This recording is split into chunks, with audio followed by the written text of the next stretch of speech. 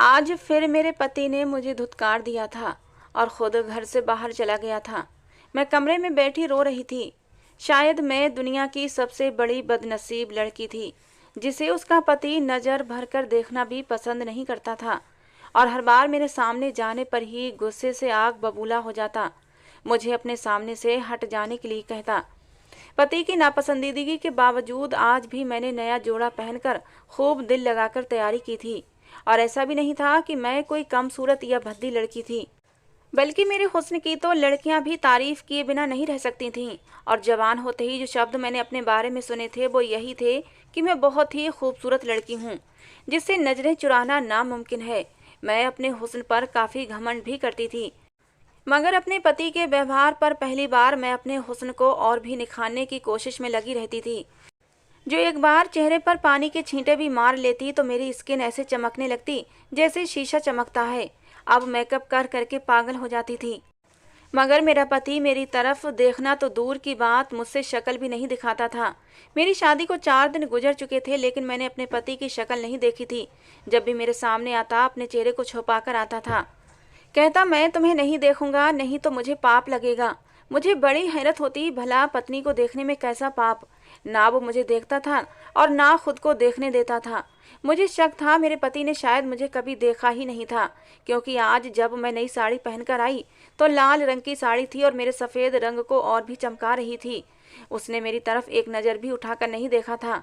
मैंने अपने सिल्की बाल खोलकर कंधे पर फैला रखे थे।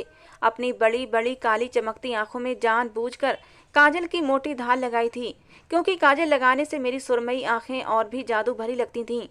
मैं जब ऐसी तैयारी करके अपने पति के पास कमरे में जाने लगी तो मुझे उम्मीद थी मेरा पति कम से कम आज के दिन मुझे नज़रअंदाज नहीं कर पाएगा और ज़रूर मेरी तरफ ध्यान देगा।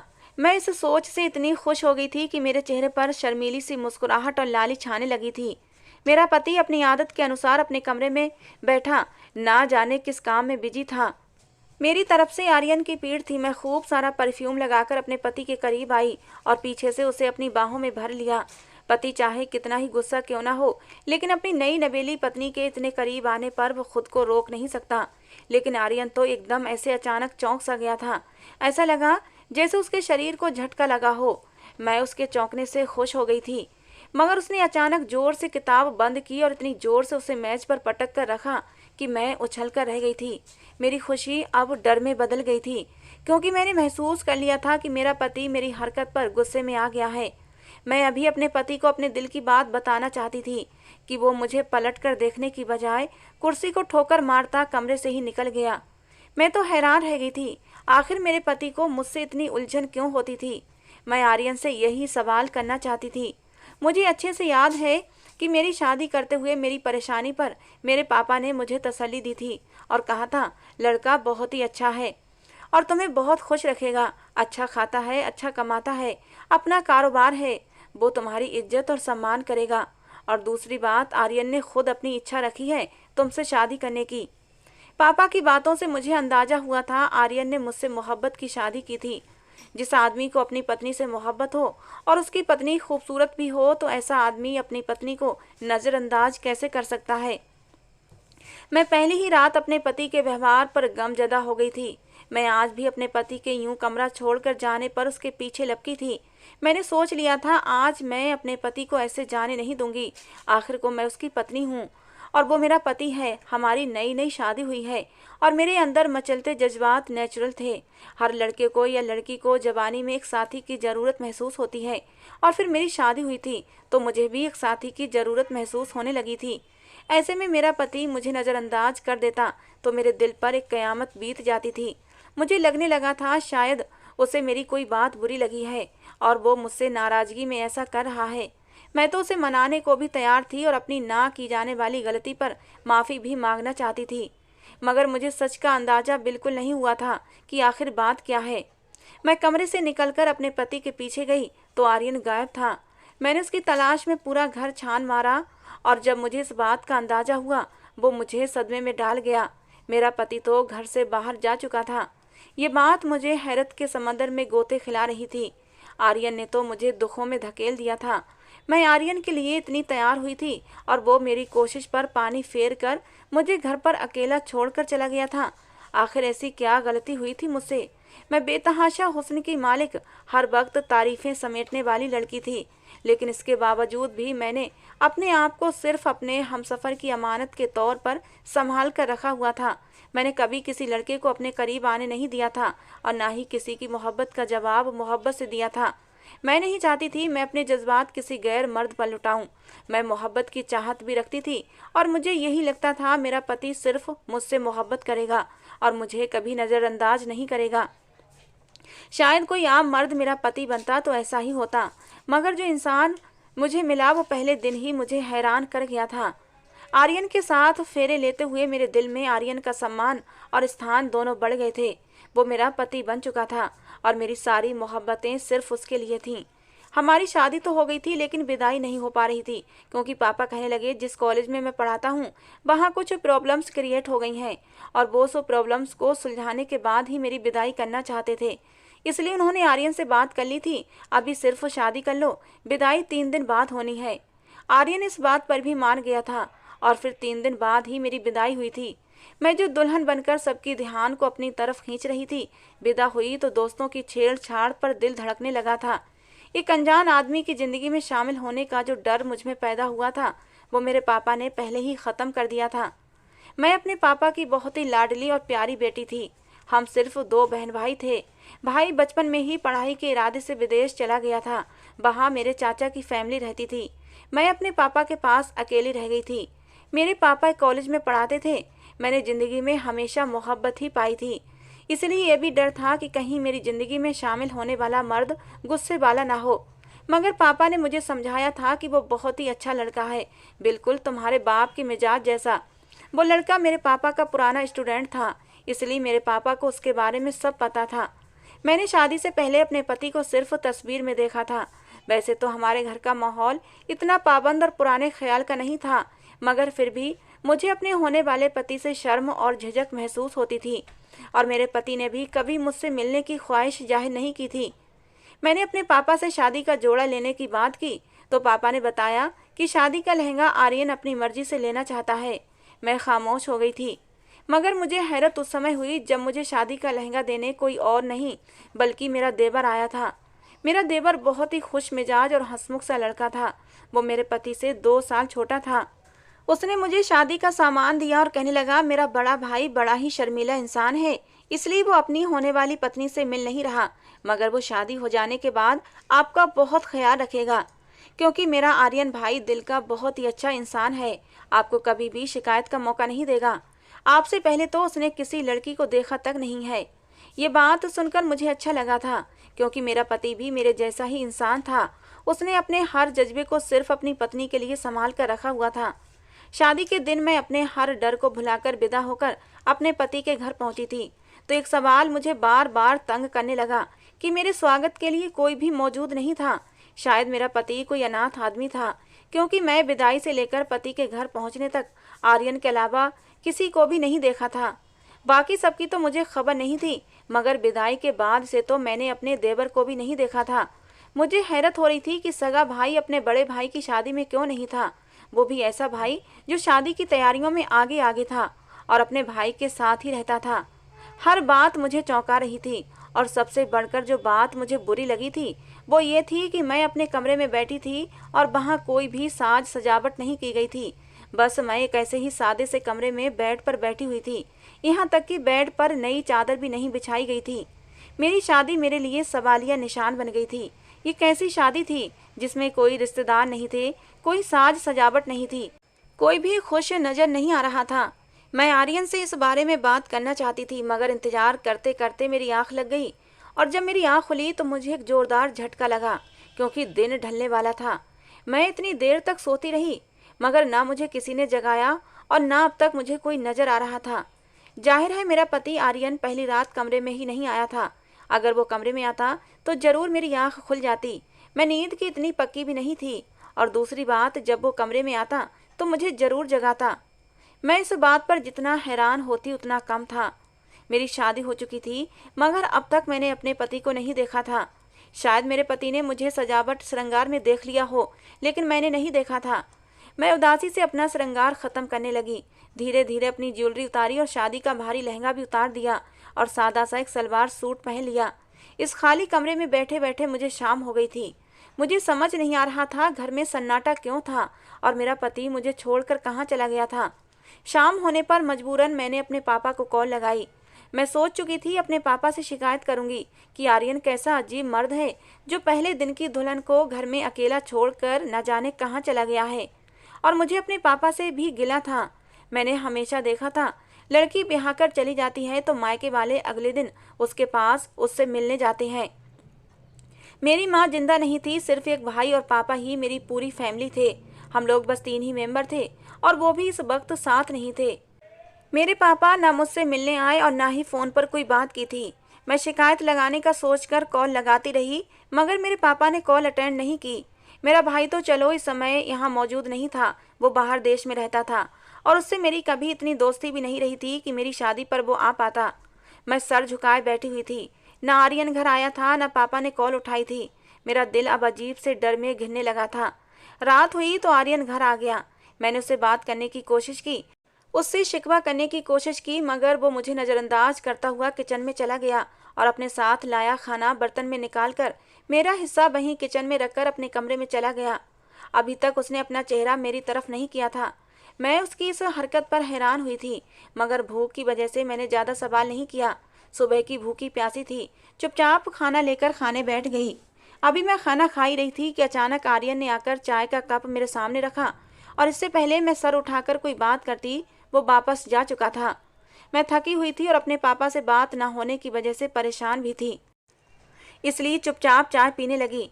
चाय पीकर उठी ताकि जाकर आर्यन से बात कर सकूं मगर अचानक ही मुझे चक्कर सा आ गया और मैं लड़खड़ाते हुए जमीन पर गिर गई। जब मेरी आँख खुली तो मैं बिस्तर पर थी और दिन निकल आया था। मुझे कमरे में यकीनन आर्यन ही लाया था मगर वो इस वक्त कमरे में मौजूद नहीं था। मुझे पता चला उसने मुझे चाय में नशा मिलाकर दिया होगा, तभी मैं बेहोश हो गई थी। मेरा दिमाग अब उलझने लगा था। कुछ दिन ऐसे ही गुजरते चले गए। अब तो मेरा दिमाग और भी ज़्यादा उलझने लगा था। मेरे पापा भी ना जाने कहाँ गायब हो गए थे और आर्यन अजीब अजनबियों वाला व्यवहार दिखा रहा था। हर तरफ से थक हार कर मैंने अपने भाई को कॉल लगा दी। अब मुझे कोई भी नज़र नहीं आ रहा था जिससे मैं मदद मांगती सिवाय मेरे भाई के। मैंने उससे मदद मांगने के इरादे से उसे कॉल की।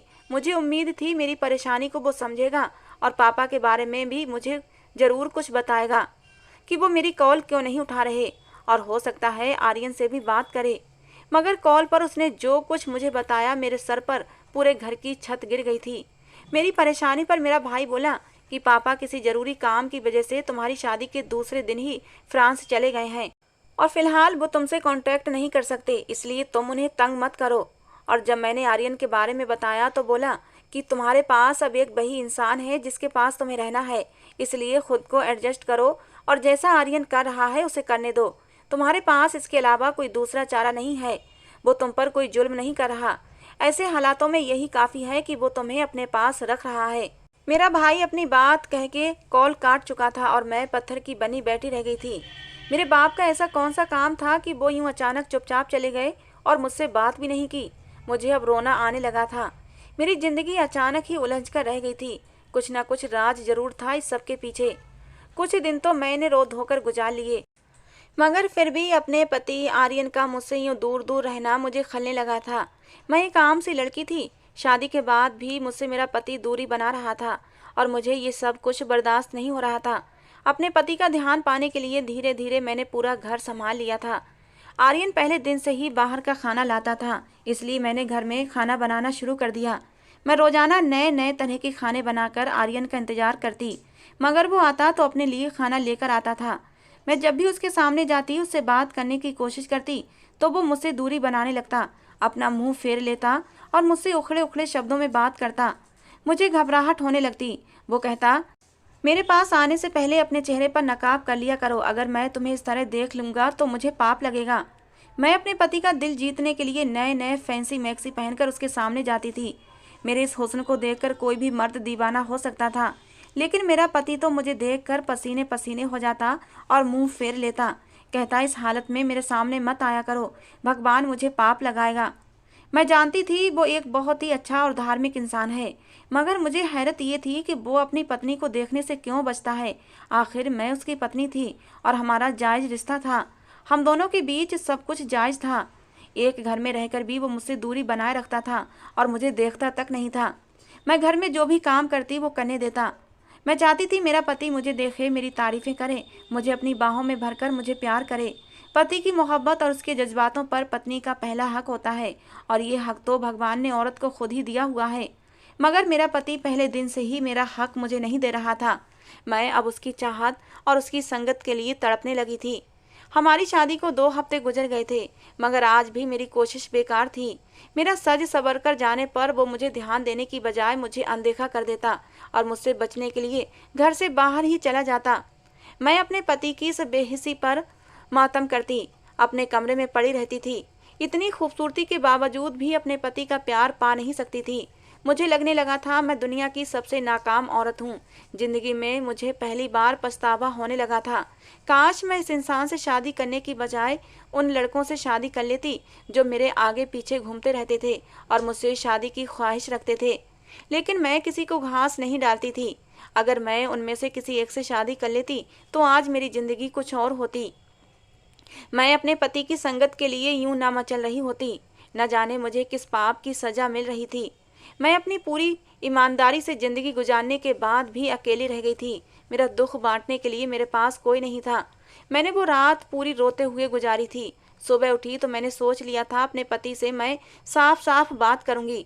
अगर आर्यन मुझे स्वीकार नहीं कर रहा तो मैं उससे तलाक लेने को भी तैयार थी। मैं यूं घुट घुट कर जिंदगी नहीं गुजार सकती थी। उस दिन मैंने घर का कोई भी काम नहीं किया था। मुझे लगा इस बात पर आर्यन मुझसे सवाल जरूर करेगा, मगर आर्यन सुबह घर से निकला और सारा दिन वापस ही नहीं आया था। साफ लग रहा था वो मुझसे बच रहा है और मैं अपनी इतनी इंसल्ट बर्दाश्त नहीं कर सकती थी। इसलिए मैं उसका इंतजार करने लगी कि वो जैसे ही आएगा मैं उसे सारी बातें क्लियर करूंगी। शाम होते होते भूख से मेरा बुरा हाल होने लगा था। मैं किचन में अपने लिए खाना बनाने गई। उसी वक्त आर्यन घर आया था और आते ही अपने रूटीन के अनुसार मेरे सामने आने की बजाय अपने कमरे में बंद हो गया। पहली बार मैंने खुद खाना खा लिया और उसकी परवाह बिल्कुल नहीं की थी, क्योंकि मेरी नज़र में ऐसा मर्द इज्जत के काबिल नहीं था जो अपनी पत्नी को उसका हक न दे सके। रात हुई तो मैं दबे पांव अपने पति के कमरे में जा पहुंची। उस वक्त वो अपने लैपटॉप पर इतना बिजी था कि मेरी हिम्मत ही नहीं हुई उससे बात करूं। मैं बाहर निकल आई। मैंने सोचा 5 मिनट बाद जाकर बात करती हूँ, लेकिन 5-10 मिनट बाद जब मैं वापस आर्यन के कमरे में गई तो वो इतनी देर में ही गहरी नींद सो चुका था। लेकिन अब मुझे और ज़्यादा सब्र नहीं हो रहा था। मैंने कमरे की लाइट जलाई और अपने पति के बेड पर बिल्कुल उसके बराबर बैठ गई। जागते हुए दिन के समय आर्यन मेरे सामने आने से बचता था और अपना चेहरा तक मुझे नहीं दिखाता था। इस समय वो सो रहा था और मैं उसको आसानी से देख सकती थी, उसे महसूस कर सकती थी। मैंने उसके चेहरे से चादर हटाई तो मेरा दिल धक से रह गया था, क्योंकि वो तो आर्यन था ही नहीं। अगर वो कोई अनजान आदमी होता तो मैं उसे अपना पति आर्यन मान भी लेती, क्योंकि इससे पहले मैंने आर्यन को नहीं देखा था। मगर सामने बेड पर जो लेटा हुआ था मैं उसे अच्छे से जानती थी और ये बात मेरे ऊपर बिजली गिरा गई थी। मैंने अपनी शादी का लगभग 1 महीना उस इंसान के साथ गुजारा था जो मेरा पति था ही नहीं। मैं उसे अपना पति समझकर आराम से इस घर में रह रही थी। मैं चकराकर जमीन पर धड़ाम से गिर गई थी। शायद मैं दिमागी तौर पर बहुत कमजोर हो चुकी थी या फिर बहुत तेज झटका था जो मेरे दिमाग को लगा था, इसलिए मेरे अंदर और ज्यादा ताकत नहीं बची थी और मैं बेहोश होकर गिर चुकी थी। मैं होश में आई तो मुझे एकदम सब कुछ याद आ गया। मैं एक झटके से उठकर बैठ गई। कमरे में इस वक्त कोई भी मौजूद नहीं था। मैं समझ गई कि बेहोश होने पर उसी ने लाकर मुझे बिस्तर पर लिटाया होगा, लेकिन खुद हमेशा की तरह गायब हो गया था। मैं सर हाथों में पकड़े रोने लगी। मुझे लाड प्यार से पालने वाला मेरा बाप मेरे साथ ये क्या कर गया था। मुझे लगा मैं भरी दुनिया में अकेली रह गई हूँ। पति पत्नी जैसे इतने पवित्र रिश्ते को इस्तेमाल किया गया था। अगर मुझे अंदाजा होता कि शादी के नाम पर मेरे साथ ये सब कुछ होने वाला है तो शायद उसी दिन विदाई होने की बजाय मैं खुदकुशी कर लेती। दुख की बात तो ये थी कि अभी तक ना मैं किसी से सवाल कर सकती थी और ना ही किसी को कुछ बता सकती थी। अपने भाई का नंबर भी मैंने उसी दिन गुस्से में डिलीट कर दिया था, और अगर वो नंबर होता भी तो कोई काम का नहीं होता, क्योंकि मेरा भाई मेरी बात पर विश्वास न करता। यकीनन वो मुझे पागल या गलत समझ लेता। मगर अब मैं खामोश भी नहीं रह सकती थी। मैं आर्यन को ढूंढना चाहती थी। आखिर वो कहाँ गया? मुझे सिर्फ ये पता था मेरे पति का नाम आर्यन है। हालांकि मैंने उसे देखा नहीं था, क्योंकि फेरे लेते समय उसके पूरे चेहरे पर सेहरा पड़ा हुआ था। शादी के बाद से कभी मैं इस घर से बाहर भी नहीं गई थी, वरना आस पड़ोस के लोग ही मुझे आर्यन की सच्चाई के बारे में बता देते। लेकिन अब मैं चुप बैठने वाली नहीं थी। मैं दबे कदमों उठी और बाहरी गेट पर चली आई। मैंने दरवाजा खोला और बाहर गली में निकलकर खड़ी हो गई। सामने बराबर वाले घर से एक औरत बाहर निकल रही थी। मुझे देखकर चौंक गई। मैंने झिझककर उस औरत से कहा कि मैं आपसे कुछ पूछना चाहती हूँ, क्या आप इसी मोहल्ले में रहती हैं? तो वो औरत बड़े प्यार से बोली, हाँ ये मेरा घर है, तुम आ जाओ, हम बैठकर बात कर लेते हैं। मैं जल्दी से उस औरत के साथ उसके घर चली गई। उस औरत ने मुझे बिठाया, पानी पिलाया, फिर कहने लगी, हम तो सोच रहे थे इस घर में आने वाली लड़की शायद लोगों से मिलना जुलना पसंद नहीं करती, इसीलिए कभी घर से बाहर नहीं निकली। उस औरत के सवाल पर मुझे रोना आने लगा। अब मैं उसे क्या बताती पिछले 1 महीने से मैं किस मुश्किल का शिकार रही थी। मैंने बातों बातों में उस औरत से अपने पति आर्यन के बारे में पूछा तो वह मेरे पति का नाम सुनकर एकदम चौंक गई और मुझे ऐसे देखने लगी जैसे मेरे सवाल पर उसे विश्वास न आ रहा हो। मैं उसके हैरत की वजह पूछने लगी तो वो कुछ अविश्वास से बोली, क्या तुम नहीं जानती कि वो कहाँ गया है? मुझे तो हैरत हो रही है कि तुम्हें अपने पति के बारे में कुछ भी नहीं पता। उस औरत के बोलने का अंदाज ऐसा था कि मेरा दिल धक से रह गया था। मुझे किसी अनहोनी का एहसास होने लगा था। मैंने डरते हुए नाम में सिर हिलाया तो उस औरत ने जो बात मुझे बताई मेरे शरीर से जान निकालने के लिए काफी थी। वो औरत बहुत ही दया भरी नजरों से मुझे देखकर बोली कि वो बेचारा तो अपनी शादी से 1 दिन पहले ही मर गया था। उसका एक्सीडेंट हुआ और वो मौके पर ही मर गया था। हम सबको उसकी जबान मौत का बहुत सदमा पहुंचा था। यकीन नहीं आता कि उसकी मौत हो गई है। कितना खुश था अपनी शादी को लेकर, खुशी खुशी सारी तैयारियां कर रहा था। हमारे घर भी दावत देने आया था कि आंटी जी मेरी शादी में आपने जरूर आना है। बहुत ही अच्छे दिल का मालिक था। पूरे मोहल्ले में सब उसे पसंद करते थे। लेकिन अफसोस उसकी जिंदगी इतनी ही थी। शादी से 1 दिन पहले अपनी शादी का कुछ सामान लेने मार्केट जा रहा था। तेज रफ्तार ट्रक ने उसकी गाड़ी को टक्कर मार दी। बहुत ही बड़ा एक्सीडेंट हुआ था कि मौके पर ही वो दम तोड़ गया। वो औरत अफसोस करते हुए न जाने क्या क्या बोल रही थी और मैं तो ऐसी थी जैसे मेरे शरीर में जान ही ना हो। मेरा पति मर चुका था, मैं विधवा हो चुकी थी और मुझे खबर ही नहीं हुई थी। मुझे अब रोना आने लगा था। मैं विधवा होने के बावजूद सुहागन बनकर विदा होकर आंखों में कितने सपने सजाकर लाई थी। लेकिन मुझे तो पता ही नहीं था कि मैं विधवा हूँ और मेरा पति मर चुका है और जो मुझे विदा कराकर लाया था वो मेरा पति नहीं बल्कि मेरा देवर था। अब तक मैं एक गैर मर्द के साथ रह रही थी। मुझे लगा मेरा सांस बंद हो जाएगा। मेरे साथ ये क्या हो रहा था? मैं उस औरत को वहीं बोलता छोड़कर अपने घर भाग आई। मेरा पूरा शरीर कांप रहा था। शाम हुई तो मैं उजड़ी हुई हालत में उस आदमी के सर पर जाकर खड़ी हुई। वो मर्द जो मेरा देवर था और पिछले 1 महीने से मेरा पति बनकर मेरे साथ रह रहा था, वो आदत के अनुसार अपने कमरे में बंद था। मैंने झटके से दरवाजा खोला और जाकर उसका गिरबान पकड़ लिया। वो मेरी इस अचानक हरकत पर बौखला गया था। मैंने गुस्से से उस पर चीख कर कहा कि तुमने मेरे साथ ये हरकत क्यों की थी? मेरे पति की मौत के बाद भी तुम मुझे इस घर में लेकर क्यों आए? मुझे धोखा देकर मुझे इस घर में दुल्हन बनाकर क्यों ले आए? मुझे तो ये समझ नहीं आ रहा था कि इस सब पर मेरे बाप ने कैसे मंजूरी दे दी थी। और मेरा भाई बजाय इसके कि मुझे समझता और मेरी परेशानी का हल निकालता, उल्टा वो भी मुझे यही बोला था कि चुपचाप इसी आदमी के साथ रहो। मैं सोच भी नहीं सकती थी कि सबने मिलकर मेरे साथ ये सब क्यों किया था। मैं अपने देवर शौर्य पर गुस्सा हो रही थी और वो सर झुकाए शर्मिंदा सा खड़ा हुआ था। मैं बुरी तरह रोने लगी और उस पर चीखने चिल्लाने लगी। तब उसने मुझसे कहा कि मेरी कोई गलती नहीं है, मैं ये सब करना नहीं चाहता था, मगर तुम्हारे बाप ने मुझसे ऐसा करने के लिए कहा था और मैंने अपने वादे का भरम रखा और तुम्हारी सुरक्षा की है, कभी तुम्हारे ऊपर गलत निगाह नहीं डाली। वो बोला कि मैं जानता था हमारे बीच ऐसा कोई रिश्ता नहीं है, इसलिए मैंने हमेशा दूरी बनाकर रखी और कभी गलत हरकत नहीं की थी। उसकी इस बात में सच्चाई थी, इसलिए मैं खामोश हो गई। वो सच बोल रहा था, उसने कभी मुझे गलत तरीके से छूने की कोशिश नहीं की थी। मैं सच नहीं जानती थी, इसलिए कई बार उसके सामने गलत हुलिये में चली जाती थी, मगर वो अपनी नजरें झुका जाता था। मेरे रोने पर उसने बताया, हम 2 ही भाई थे, हमारे माँ बाप जिंदा नहीं थे, हम दोनों भाई ही इस घर में रहते थे। फिर कहने लगा, मेरा भाई तुम्हारे पापा का स्टूडेंट था और मेरे भाई को वो अच्छी तरह जानते थे और उसकी अच्छी आदतों को देखते हुए तुम्हारे पापा ने तुम्हारा रिश्ता मेरे भाई से कर दिया। लेकिन किस्मत को कुछ और ही मंजूर था। मेरे भाई की जिंदगी इतनी ही लिखी थी। तुम्हारी विदाई 3 दिन बाद होनी थी, क्योंकि तुम्हारे पापा ने यही शर्त रखी थी, और शर्त के अनुसार भाई अपनी विदाई की तैयारी में लगे हुए थे। मुझसे कह रहे थे तुम्हारी भाभी को विदा कराकर लाना है, और देखो किसी चीज की कमी नहीं होनी चाहिए।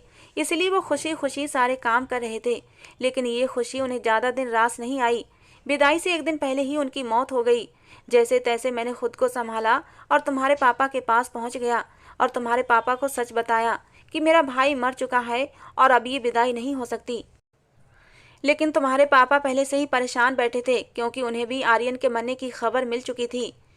पापा की परेशानी की सबसे बड़ी वजह कुछ और भी थी। उन्होंने शौर्य को बताया था कि मैं क्या करूं, मेरे ऊपर अजीब मुसीबतें टूट पड़ी हैं। एक तो आर्यन की अचानक मौत ने मुझे बदहवास कर दिया है। दूसरा, मैं अब यहाँ ज़्यादा नहीं रुक सकता, क्योंकि मैंने अपने एक स्टूडेंट को सजा दी थी, लेकिन मुझे नहीं पता था वो दिल का मरीज है। उसी सजा के दौरान उसे अटैक आया और वो मर गया। वो एक जागीरदार घराने से संबंध रखता था। अब वो लोग मेरे दुश्मन बन गए हैं और मुझे मारने पर तुल गए हैं। शौर्य मुझे बताने लगा कि उधर तुम्हारे पापा तुम्हारे लिए भी परेशान थे और उन्हें अपनी जान के भी लाले पड़े हुए थे। फिर मेरे पापा ने मेरे देवर शौर्य से कहा कि अभी तुम खामोशी से दुल्हन को ले जाओ और उसकी हिफाजत करना। जब सारा मामला सुलझ जाएगा तो मैं खुद अपनी बेटी को लेने आऊँगा और उसे सब कुछ सच बता दूंगा। वो घर से जल्दबाजी में फ्रांस चले जाना चाहते थे और मुझे कुछ भी पता नहीं पाए थे। उन्होंने अपना नंबर भी बंद कर लिया था, जिससे कि कोई उनको पकड़ न सके। लेकिन उनकी किस्मत खराब थी, अगले दिन ही पुलिस ने उन्हें पकड़ लिया। मेरा बाप जेल में था और इसी वजह से भाई ने भी मुझे खामोश रहने का कहा था। मेरा देवर सब बात बताकर खामोश हो गया था और मैं सदमे की हालत में चली गई थी। मुझे परेशानी से बचाने के लिए मेरे बाप ने ये सब कुछ किया था। मैं ये सब सुनकर रोने लगी थी। मेरे देवर ने मुझसे कहा कि तुम्हारे पापा के ऊपर से अब केस खत्म होने वाला है, वो जल्दी ही आज़ाद हो जाएंगे, क्योंकि बात सारी क्लियर हो चुकी है। क्योंकि तुम्हारे पापा को नहीं पता था वो लड़का दिल का मरीज है, और दूसरी बात, अगर वो दिल का मरीज था तो उसे किसी भी समय अटैक आ सकता था। उसमें तुम्हारे पापा को दोषी करार नहीं ठहराया जा सकता। इसलिए ये केस जल्दी ही खत्म होने वाला है। तुम्हारे पापा बाइज्जत बरी हो जाएंगे। लेकिन जो कुछ भी था, मेरी जिंदगी तो बर्बाद हो चुकी थी। मेरा पति तो मुझे यूं विधवा और रोता हुआ छोड़कर जा चुका था। 3 दिन बाद ही मेरे पापा जेल से छूटकर आ गए थे। मैं अपने घर चली गई और समय तेजी से गुजरने लगा। फिर मेरे पापा ने फैसला कर लिया कि मेरी शादी मेरे देवर शौर्य से कर दी जाए। मेरे पापा ने शौर्य से बात की तो शौर्य को भी इस बात से कोई इनकार नहीं था और मुझे भी इनकार नहीं था, क्योंकि जो मर्द अपने भाई की विधवा की हिफाजत इतनी लगन से कर रहा था तो फिर अपनी पत्नी को तो वो बहुत ही इज्जत और सम्मान के साथ रखता। आज मैं शौर्य की पत्नी बनी उसके कमरे में बैठी हुई थी। आज सुहागरात का कमरा भी सजा हुआ था और मेरा पति भी मेरे सामने बैठा मेरी तारीफ कर रहा था। आज उसने मुझे धुतकारा नहीं था, बल्कि प्यार से मेरा हाथ चूम लिया था। मेरे हाथ में मुंह दिखाई की अंगूठी भी पहनाई थी। कहने लगा, मुझे माफ़ कर दो जो मेरी वजह से तुम इतने दिनों तक तकलीफ में रही थी, लेकिन वो सब करना मेरी मजबूरी थी। मुझे शौर्य से कोई शिकायत नहीं थी, लेकिन दुख जरूर था आर्यन के जाने का। हालांकि आर्यन से मेरी कोई दिली लगाव नहीं था, बस एक रिश्ता था पति पत्नी का, जिसकी वजह से मेरा उससे दिल जुड़ गया था। लेकिन अब मैं शौर्य की पत्नी थी और पूरे अधिकार के साथ मैंने शौर्य के सीने पर अपना सर टिका दिया था। उसने भी मुझे अपनी बाहों में समेट लिया था। मेरे दिल के मचलते जज्बातों को आज सुकून मिल गया था। आगे आने वाली जिंदगी में अब सिर्फ खुशियां ही खुशियां थीं। दोस्तों, आज की हमारी कहानी आपको कैसी लगी जरूर बताना। पसंद आई हो तो प्लीज़ लाइक करना। रोज एक नई कहानी सुनने के लिए हमारे चैनल को भी सब्सक्राइब करना। मिलते हैं दोस्तों एक नई कहानी के साथ। कहानी को पूरा सुनने के लिए आप लोगों का बहुत बहुत धन्यवाद।